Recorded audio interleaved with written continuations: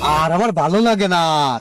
এ মাঠে করো, বাড়ি করো, গরুর ঘাস কাটো, এ আর ভালো লাগে না। এই জীবন আর রাখতে আমার মনে চায় না, আমার মনে হয় মরিয়ে যায়। ছেলেপিলে কয়টা মানুষ করলাম, এ কি করলাম, কি ভুল করলাম। এ সেটা যদি মাঠে মাঠে কাজ কাজ করাতাম, এডি মনে হয় ভালো হইতো। লেখাপড়া করাই আমার বড় ভুল হয়েছে।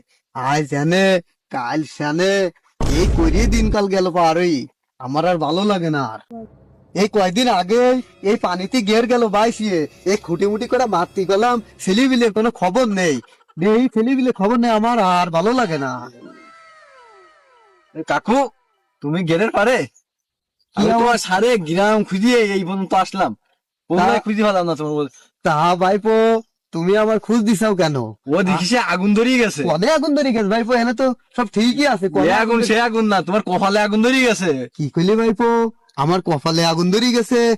এ তো আসলে সহ্য করা দেখিস না। আমার কপাল তো ঠিকই আছে। তা কি কি সমস্যা, কি ঘটনা খুলে কও তুমি। ওই সে জরিনা পালাই গেছে, জরিনা পালাই গেছে। তা ভাইপো জরি না পালাই যাক আর থাক, সে হইলো পরের কথা। তা তুমি এনে এসে আমার সাথে পেশাল পারতে চাও কে? ও জরি না গেল কি থাকলো, ও আমার দেহার বিষয় না।